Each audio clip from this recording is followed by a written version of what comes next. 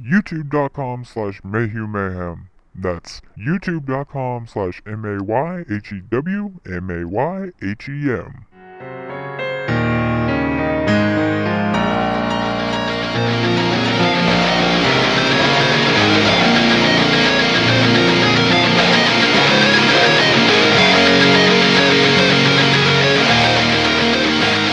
Hello and welcome to another episode of 30 Minutes of Mayhem. I am your host, my name is Michael Mayhew, and I am here with my co-hosts. Nick from youtube.com/TheTicTacMan, and joining us is the man whose main crush is Candy Crush, not the game, just the act of making himself a diabetic. Sup everybody, it's me, Greg. And our special, extra special intern, Emmanuel. As I said, welcome to 30 Minutes of Mayhem, the podcast your mother can be ashamed of. And tell me, Greg, why is this the podcast your mother can be ashamed of? Because, let's face it, man, I'm never prepared for anything, and that's just absolutely shameful. I'm never prepared for recording, I'm never prepared for coming up with insults, I'm barely prepared for life as it is. So, I think my mom's plenty ashamed of me for the fact that I'm never prepared for anything. That is exactly correct. Now, speaking of being prepared, Greg, do you feel as though you're prepared for hashtag take Greg's V-card? If you're interested in punching Greg's V-card, you can email us 30minutesofmayhem@gmail.com. Tweet at us on Twitter, 30MINS of Mayhem on Twitter, and let us know that you want to not just punch his ugly, but you also want to punch his V-card. You want to holster his cock with your vagina. Let us know. Email us 30minutesofmayhem@gmail.com. Greg, do you feel as though you are prepared for your cock to be holstered with a vagina? I've been prepared since my balls first dropped. Nick, do you feel as though Greg is prepared? Greg knows not what he's getting into. When the Kraken is released, he shall drown. Those are the wise words of Nick, the Lady Master, letting you know that you are not ready for when the Kraken is released. I have mastered a lady or two. Emmanuel, how do you feel about that? Do you feel like he's truly ready? I'm gonna say he's ready, but you're gonna need someone to just guide you along. That's all. Just find a lady who's willing to do that. Who's patient. Who's not gonna just sit on your face like a face hugger. What if I want them to sit on my face? Well, I'm just saying, there's an art form that comes with that as well. It's not like you're trying to fucking get a piece of meat out from between goddamn couch cushions or something. It's not the same thing. It's not the same as trying to tongue out a piece of meat from between couch cushions, all right? It's not that. Whole different ballpark, and everyone's different. It's very similar to taking a piece of pineapple, putting a cherry in it, and then putting it between two pieces of ham and trying to tie that cherry stem, even though there is no cherry stem. Your life is a lie. That's what I'm saying. My life is a lie. That's kind of something I anticipated for a while now. Have you anticipated the idea that when it comes to your first time that you're going to be so nervous that you won't be able to get an erection? Probably. That is something I'm worried about, is that I'm either going to be so nervous that I can't get any erection, or even worse, I'm so nervous that the second I enter, I just blow my load. Bustin' point two. That's me on a normal basis. Busting point two. So that has nothing to do with that. That's just, just keep working with that fleshlight and keep practicing, and warm it up, not in the microwave, with warm water. Warm it up to get a little bit, because the hot pocket effect, if you will, definitely is a factor into busting in point two. And one of the most important things is just think about your grandma the whole time, because you're making her so proud. Not because she's just like, get it, and then just imagine grandma just grabbing your buttock and pushing you deeper in. That's what I do all the time. Helps me finish. With all that being said, let's take a quick commercial break. So Greg, after all these years, I hear you finally got a smartphone. That's right, Mike. I now have the entire internet at my fingertips. That's true. Well, it also makes it easier for you to be able to find and listen to porn. Well, you listen to porn? I was going to say 30 Minutes of Mayhem, but... Porn. So much porn. I feel like it's kind of weird that you listen to porn, like, are you just consuming it any way you can? I mean, are you tearing apart like old VHS tapes and eating the tape itself to consume the pornography? Maybe. That may be true, but there's other apps, great ones like YouTube, iTunes, Stitcher, Spreaker. Even dating apps that could even get you laid, like Grindr. Huh. I guess I'll have to check that out sometime. Para mi que trabajo. While you're doing that, make sure to check out 30 Minutes Mayhem on YouTube, iTunes, Stitcher, Spreaker, and various other apps. Welcome back from that commercial break. Here we are at Not NPR. So we are, Greg, we are working on making Who Wants to Punch Greg's V card happen. This is a legitimate thing for listeners. If you want to participate, if you want to take Greg's V card, or at least go out on a date with Greg, or just come be on the game show and make this happen, email us 30minutesofmayhem@gmail.com, hashtag take Greg's V card, and we will set this up. But let's just say, now moving into this next topic, Greg, that this doesn't work out. Like, this game show doesn't work out, and say we can't get you laid. Or, even for the game show, currently, would you be willing to do things with a hooker? Like, would you butt fuck a hooker? Would you... Yes. You don't even have to go any further. Yes, I would fuck a hooker. So if it was like in Nevada or whatever, where it's legal, like prostitution or whatever is legal, brothels are legal in certain areas, however it works there in like Nevada or whatever, you would be willing to do that? Yes. You're not talking about like some downtown Steubenville, downtown Detroit hooker, right? Or are you just... Fuck no. Okay. No, I mean like a good one.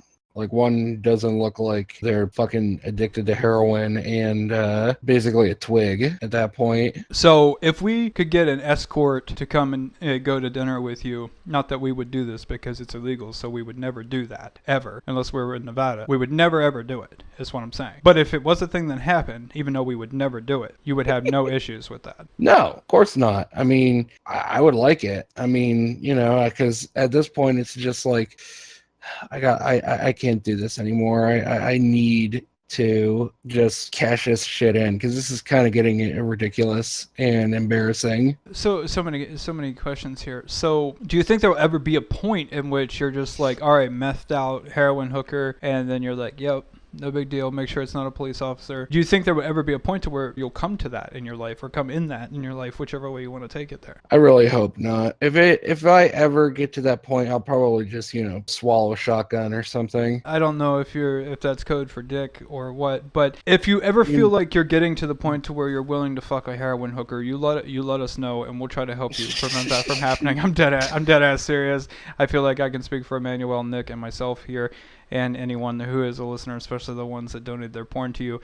If you're willing to fuck a heroin hooker, we can send you to some sort of rehab or whatever at that point, or give you, maybe if we give you more magazines, that'll help. I just want to point out the stark contrast of you completely shrugging off the suicide joke here and then saying, but we really need to get you into help and rehab if you're willing to fuck this kind of person. When I heard the shotgun in the mouth, I interpreted it as, I will take a really big dick to my mouth if I have to. So he's saying he's willing to fuck a dude before fucking a heroin hooker is what I've gathered from that. Oh God. Another quick, not necessarily related question for you, Greg. You talked about like it's just getting pathetic. Mm-hmm. What happens if you're in a situation to where this female says, we can do anything that you want, anything, but it can only be one thing. Anything that you want is on the table. Everything's on the table, but only one thing. And whatever that thing that you choose is, that's the only thing that you can do with a female ever again the rest of your life. So if you were to choose, say, for example, you were to choose, like, you wanted a tit fucker, you would never ever be able to have vaginal or, like, anal intercourse. It could only be tit fucking. That's the only way you could have. So, like, anything? Like, anything. She says, anything's on the table. She's like, I am a heroin hooker. Anything is on the table. $5. Fuck. Cosplay sex? So you mean vaginal intercourse, but it's cosplay. Yeah, like they dress up as like a fictional character or something and I fuck them. Only vaginal. Yeah, Because, I mean that's so fine. it's just the vagina that has the cosplay, is what you're saying. Right. It's got a little wig on and everything. They do have pubic wigs, so I mean, you know, you can buy those. It's called a merkin. A little skirt. It is indeed, and I never understood the purpose of it. Me neither. It was explained to me that, or actresses using a fake pubic wig to cover up their... I can imagine. It sounds like a Japanese-made thing because that's something they revere over there. I don't know if they still do it, but some of the men who did porn over there, they'd have like a fake dick around their real dick. So strange. To make it look bigger. So so nothing was touching. The whole point of that was we are still doing Who Wants to Punch Greg's V card. We are still casting for it. There is still time for you to enter. If you want to punch Greg's V card, email us 30minutesmayhem@gmail.com. Hashtag take Greg's V card. With that being said, let's take a quick commercial break. Feel like I'm dying. You don't sound well, buddy. You should go see a doctor. But I have no insurance, so no one will take me. If only there was a group of people who loved hearing your voice and would do anything to support you. But Mike, what about our listeners? They probably wouldn't do it for him, Greg. But if I say it's for me... So if you would be so kind to donate to help our sick Mexican friend out... To help cure his festering anal fistula. Yes, his bleeding asshole. Help us. Help him. By donating to 30 Minutes of Mayhem via PayPal using 30minutesofmayhem@gmail.com. Muchas gracias, Obama. This is Nostalgia Bomb. Hello, everybody, and welcome back to another episode of Nostalgia Bomb.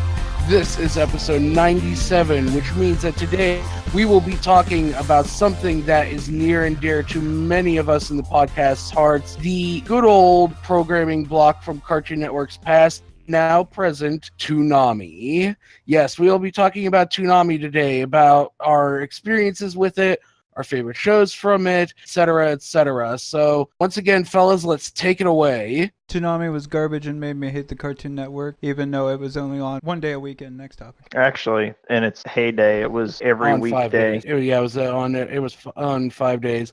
And actually, what's really crazy is if you go back to like the very beginning of Toonami back in 1997, the very first Toonami block was mainly like, I don't even think there was any anime on it. I think it was just like all of those like old. It was Thundercats and a bunch Yeah, of it was rerun like, shit. yeah, like a bunch of a lot of those old Hanna-Barbera action cartoons like Space Ghost and shit was no, was on there. Yeah, Yeah, so like that's what it was originally for like I think the first year. Like they didn't start anime and stuff until I think 1998, and the first one they got I think was of course Dragon Ball Z, which was like their big cash cow when they noticed that like, oh my god, we're getting a shit ton of people with this stuff. Let's get some more series. Let's see what else that they got to offer that we could And then they brought in what was it, Sailor Moon and Gundam Wing. Yeah, they brought in Sailor Moon first. Sailor Moon came like I think a little while after Dragon Ball Z. Thanks to Sailor Moon. And I was gonna say, Greg Same. definitely.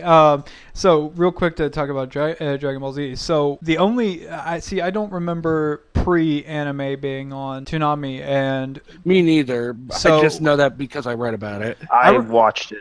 I spent like a whole vacation. Like I was obsessed with fucking Gundam Wing. Yes, me too. I do remember Space Ghost being on there, and I kept trying to watch that show, but I just couldn't get into it. And I think The old Space Ghost was awful. I think I wasn't the target audience, and that's why I couldn't get into it. And Space Ghost Coast to Coast, on the other hand, that was great. see, I think I don't know. I remember Space Ghost and Space Ghost Coast to Coast. I just couldn't get into it. I tried. Okay. I think it just wasn't the target audience. But once they did move into having Dragon Ball Z on there, because when Dragon Ball Z aired, it was later, and I remember that every once in a while I'd stay up, like not have school, stay up, and I would catch it, and I was like, oh man, this is such a good show. So what I started doing was I took my VCR, put in the blank like VHS tape, set up for it to time record, and it would time record when Dragon Ball Z was on, and then when I would come home the next day from school, I would like rewind it and I would watch the episode on the Nice. that's how I had to watch it because of the time in which it aired. Other than that, I couldn't get into anything else. So like I hated Gundam and like just all the other shit. I don't think I know they eventually put Bleach on there, and then Inuyasha or whatever. Oh, Inuyasha. Yes. yeah. Okay. Yeah. Yes. I was gonna say, what the fuck are you talking about? That wasn't Toonami. That was just straight up Adult Swim. Adult Swim, yeah, whenever that came. That's when they moved Toonami only to being on Saturday Yeah, nights or when they whatever. resurrected Toonami back in 2012, it's on Adult Swim, which, I mean, when I was growing up and watching stuff on Toonami, like I later found out that because it was on a children's television network and it was airing during the day, that they censored a lot of the episodes of the show. So, hell yeah. Like that was the thing. Like you watch Gundam during the daytime block and you're like, yeah, what the fuck is this? and then you watch Gundam during the nighttime block where they use all the swear words. I was like, oh my god, this is so cool. Growing up, I watched a lot of the shows, and I just saw, the version that was on Toonami. Then, a few years down the line, I got older, and I began getting my own money, or, I got all these streaming sites began appearing on the internet. I would look up the shows because it's like, I want to watch them again, or I want to watch them, in the original form, before they were censored. And it's like, some of them, it was pretty easy. Like, with like Dragon Ball Z and stuff like that, they mainly just, most of it was just like the level of violence and maybe some swearing. But like the one that to this day, I still don't know how they managed to get it on Toonami and how they managed to censor it in any way to get it to like be able to be shown on TV during the day was Tenchi Muyo. Like, I still to this day, I love Tenchi. I know. No. Don't get me wrong. Made me a pervert. Oh, dude, yeah. Sure that's what made me a pervert in life. Dude, no, yeah. Don't get me wrong. That was like, that was like the show that like gave me like my first anime crush. But no, like it was like one of those things where it was like when I got older and I watched the series like uncensored, I was like, how the fuck did they cut enough to actually make this? My question is, do you have that shit on DVD so I can watch it? No, unfortunately, I don't. I did have the. Leave me alone. So, never speak to me again.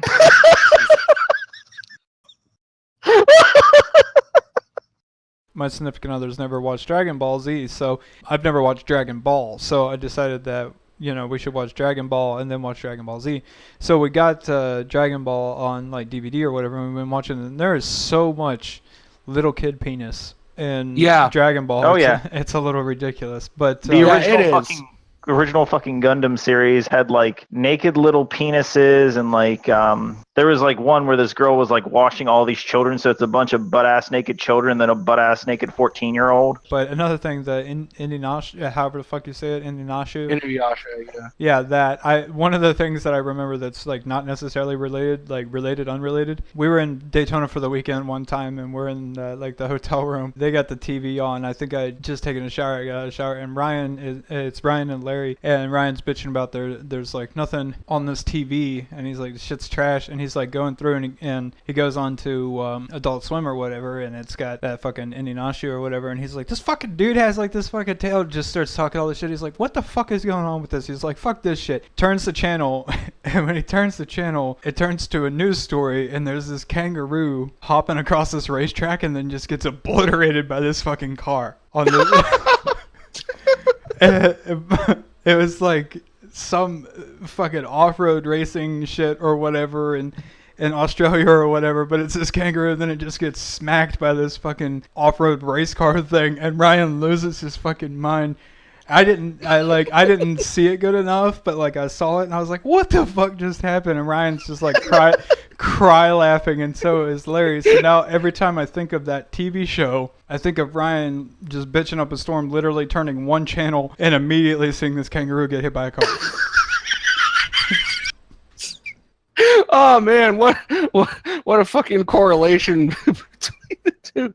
To be honest, I mean, this is getting off of Toonami. That's a show that I used to like. Like, I liked Inuyasha when I was younger, but then when I got older and I tried rewatching it again, I was like, my god, this show is awful. Why the fuck did I even like this in the first place? I fucking hated that first 2-3 episode arc with fucking Miss Centipede. One, it's cool, like, oh, her tits are hanging out, and then it's like, oh my god, it's a fucking centipede. Like, I'm fucking terrified of centipedes. Yeah, oh god, yeah, centipedes are like one of the few things that, like, the second I see them, my fight or flight response, like, immediately just fucking kicks into overdrive, and I just nope the fuck out of there. I stomp the shit out of them until the pain of my father's death goes away. So I never stop stomping. What, Greg? Every time I'm around you and anything flies in the vicinity of you, your fight or flight goes into overdrive. So. Yeah, that too. But that goes back to like a traumatic experience I had as a he was raped by small a guy child. in costume. I told you we weren't going to talk about that on the podcast, Nick. Sometimes he looks up into his window and still sees him. Buzz, buzz, buzz. But yeah, he's got one. He's got one wing that's a little bit smaller than the other. One day, Greg finds out that that person in the bee costume is the naked old man with one arm and a crooked dick. He's like, my giving him candy through the candy machine didn't work. I will fly around this window in this elaborate contraption as though he's Dr. Robotnik from Sonic, hell-bent on raping Greg. At some point, I wonder if Greg's going to be too old for him, or if this old man with the one arm and crooked dick is just going to die. He just gets stuck in the windowsill, and Greg can never be able to like truly peel him out all the way. He like grabs him, and just his like head and arms are left. Like one of those wasps that gets stuck in the back of your fucking car window. Yeah. Oh god.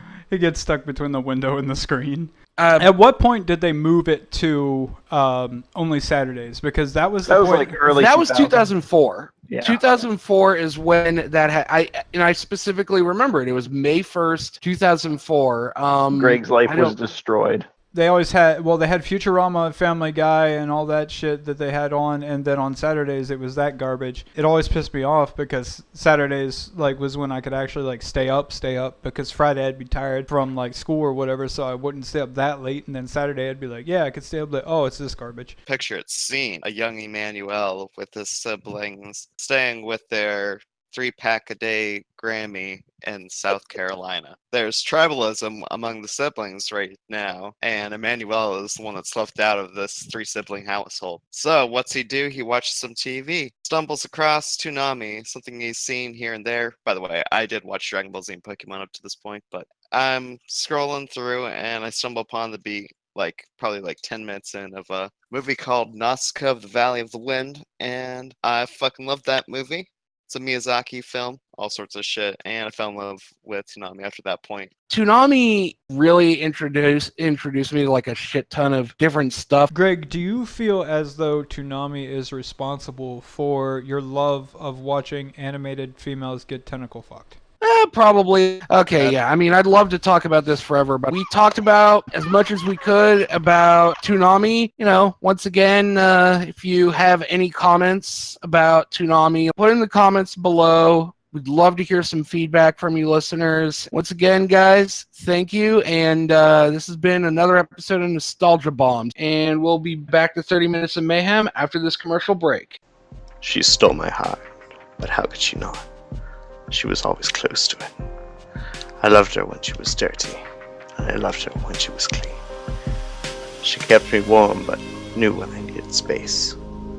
Sometimes our relationship would pull at the seams, but I know it will last forever.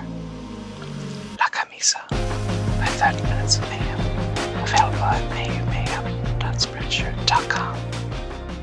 The question is, if you go back in time and help yourself beat your meat, does it make you gay? I think I sort of addressed this, and this is what I can't even remember the name of the episode because it's so fucking long and complicated. Quantum physics theory of relativity. Yeah, the quantum physics theory of relativity. No, in fact, you having sex with yourself isn't gay. No, it's masturbation. Correct. So you're going back in time and you just go back in time and you remember that one time that you were just trying to crank the one out and you were right there and you just couldn't fucking get to it and your wrist is giving out on you and you're just I would give anything. I would give anything for future me to just come, kneel down, meet me eye to eye, and just grab on and say, "I got you, bud." So what happens if future Nick comes back in time and jerks you off, Greg? Does that make you gay? Okay, if it was future Nick, then yes, that would probably be weird. But it's not current Nick, so technically it's not someone who currently exists. Look, I'm just going to say this. I don't want you anywhere near me when I'm naked, okay, Nick? We've gone over this before, but... I'm still a little uncomfortable, especially after, the past we've had, what with the devil mask and everything. That was not me. And you know what? I find it offensive that you'd let the devil enter you before me. So what if now that things have changed for you, Greg, you have this whole different perspective on life, what if Nick, with a Bill Clinton mask, sits behind you as you're looking at this Bill Clinton and what's his nuts fucking Playgirl issue, and he sits behind you and he gives you a reach around while you're both looking at that issue. Does that make you gay? If not completely gay, then bisexual at most. But yeah, it probably would in some way. I don't think so, because you know what? If anyone asks, I did not have sexual relations with Greg. So therefore, not gay. I think that if you go back in time and help yourself beat off, it does not make you gay. I'm not sure, honestly, because when you think about it, it's kind of like, are you going back in time because you feel like you're worth it that much, or are you going back in time because it's the dick that you're most comfortable with? My question is that always going to be a pastime, a past tense, not pastime, a past tense orgasm? Or if you were beating yourself, if you went back in time and future you is beating off current you, is future you also going to have an orgasm at the same time that you're coming? It's like you just discovered this new technique where, like, hand backwards and then you do this pinky flick on the tip. Like, you're like, man, if only I knew about this when I was younger. And then you're going back and you're like, I'm about to show you something, little Nick. Say it's that situation now. So say current day Nick goes back and helps like 15-year-old Nick beat off. Does that make him a pedophile? Oh, that's actually a pretty good one. I'm not going to get involved with this. I'm going to burn that videotape and never speak of it again. So Greg, what do you think to that? So if current day almost 30-year-old Greg goes back in time, back when you discovered porno in 2003, helps 2003 Greg beat his meat, does that make you a pedophile? Probably. I mean, I would have to say that would be really like creepy. So yeah, that would definitely be something I definitely would not do. Okay, so what if your parents find this magazine with Bill Clinton on this Playgirl from 1994 with Bill Clinton and Al Gore on the cover of it? They think you're gay, so you go back in time to help yourself prevent from that happening because you remember back in 2003 when you first discovered porn that you were having all these issues with jerking off, and you were like, oh, I'm not gonna do it. Like, God hates me if I do this, and like I'm going to be banished from the church, and you tried it a few times and you kind of gave up on it, and then finally eventually it worked. And what if what you're not remembering from the first time it worked was you coming from the future to help you because you mastered it by this point, to help you jerk off at that point in time? I honestly don't know how to respond to that. Greg's shit's getting complicated even for fucking me right now. Yeah. The amount of paradoxes and like it's just like, oh my God, I already it's your kids, Morty. We have to jerk off your kids. We broke the continuum. No. What it boils down to, what I'm saying here is, you go back in time. If you go back in time and you have yourself no longer have the shame of masturbation at an earlier time period than what you did when the first time that you had your very first orgasm. So you go back in time and help yourself have an orgasm before the first one you had, and because the orgasm's earlier, it changes the timeline, and that prevents your parents from finding this Playgirl magazine. Does that make you a pedophile? Jesus Christ. Yes, I guess, because I mean I'm still, jerking off an underage kid. But you're not jerking off an underage kid. You're jerking off you in the past. Yeah, but you're still underage because you went back in time and you're underage now. What are you trying to get me to say? You're trying to get me into a position where no matter what I say, you're gonna, fucking twist it out of shape. Because I know that if I said yes, you would be like, oh, well, that makes you a pedophile. Because I know how you guys fucking work. Okay, so I'm not even gonna explain. Hey man, I'm on your side. I'm not talking about you. Correct. And this is why I'm here for hashtag Team Greg. So, Greg, if you go back in time and you're forced to either gouge out Anne Frank's eyes or fuck her, but she gets to live, what do you choose? And which one makes you the Nazi?